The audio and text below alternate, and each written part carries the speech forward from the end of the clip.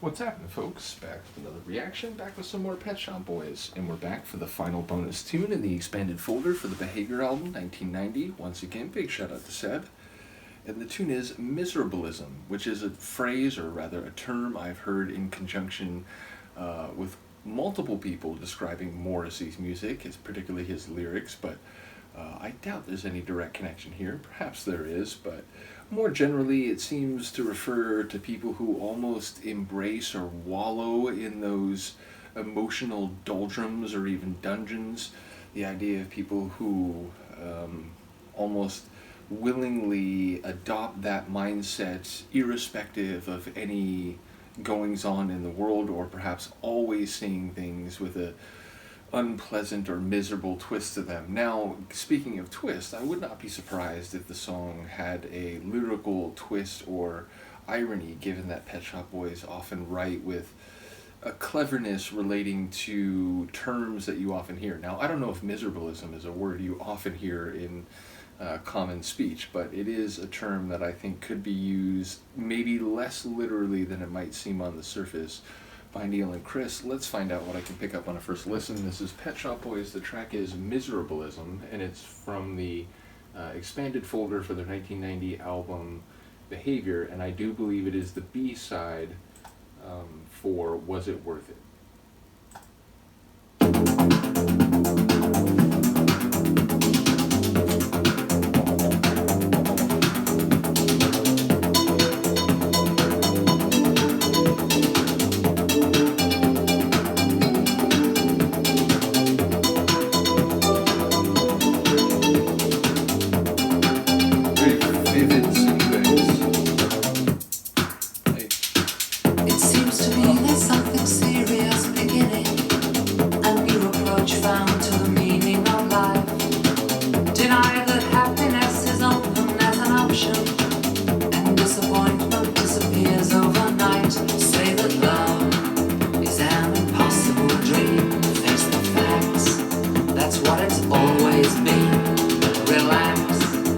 What you see is what you see, and what you get is a new philosophy.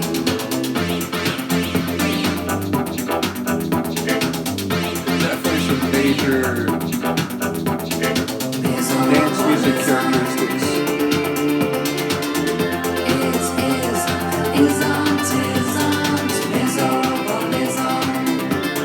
You really have to say it phonetically.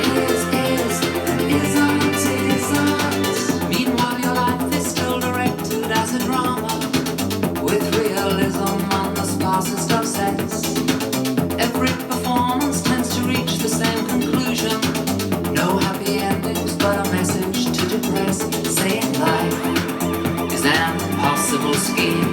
That's the point of this philosophy. Love is an impossible dream. Life is an impossible scheme. Miserablism, the philosophy.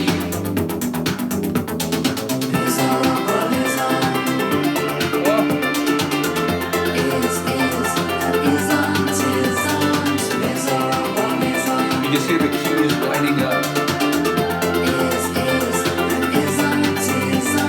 But if this wasn't and isn't well, you can't be sure, but you might find ecstasy.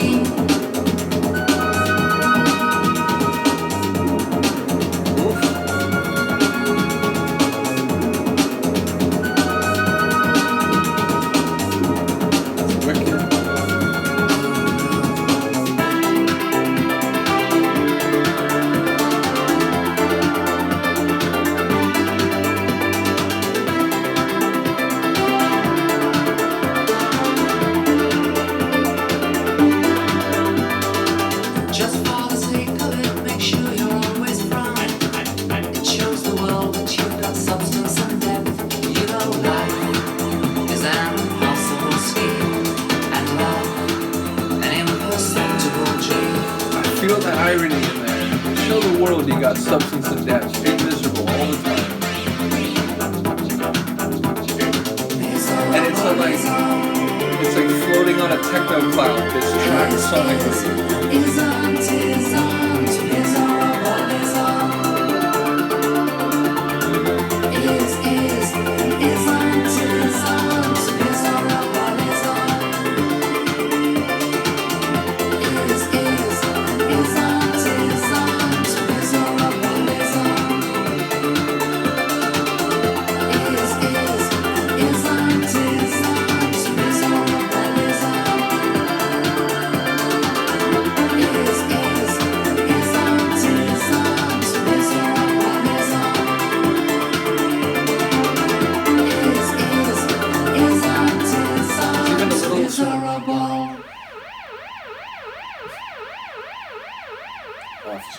confess I am guilty of listening to Pet Shop Boys while I drive. But seriously, a fantastic track. Hello again. Well, I'm glad I checked that video. I talked for about 2 minutes that apparently was completely irrelevant. Yeah, I have a lot of pictures on my phone currently, and it's like the third video tonight that's hit a wall before I realized it had. So ultimately, what I was trying to say is that sometimes when I listen to Pet Shop Boys, I feel like Neil and Chris are just working on another level. The way, the cleverness of their composition, the cleverness of their lyrics certainly, and again, I don't quite know what's going on here for sure, but what it did sound like with that one line is that there's a bit of cheek and irony, the idea of like, yeah, go ahead, be miserable all the time, broadcast that, show everybody how like deep and substantive you are, show them, you know, what forlorn eyes you see the world with. It felt like there was definitely a bit of a jab. So again, I don't, maybe related to Morrissey, maybe that's why people have said that word in relation to his music. Maybe this is seen as like, you know, in a perhaps slightly veiled way, or perhaps not so veiled way, but perhaps like less on the nose than, if it is that, less on the nose than doing The Streets Have No Name mixed with Can't Take My Eyes Off You, surely. But yeah, again, it seemed to be a bit ironic, to have a bit of humor to it. And as I said also, the tune seemed like it was this floating light journey, but it also had multiple aspects that were very dance floor. Again, very early 90s underground dance party, that wicked bass, which really, when it went into that one segment, that interlude, where it was almost like, you know, hold on, this part is sponsored by the wicked sonics of Chris Lowe. But yeah, it ultimately had multiple components that felt very dance floor friendly, DJ friendly, and in particular the synth bass. I don't know if there was a 303 involved, but it had this lush, vivacious, acidic quality. So really top tune sonically. Curious to know, again, if this is a direct shot, so to speak, whether or not at Morrissey. But yeah, once again, shout out to Seb for sharing the larger catalog. In the moment, I forget what the next folder is, but I know it's just waiting there. So we will be back for that one next time. Hopefully by that point, my mouth and brain have worked better to be in sync than they are now, clearly. Until then, let me know what you think. Peace.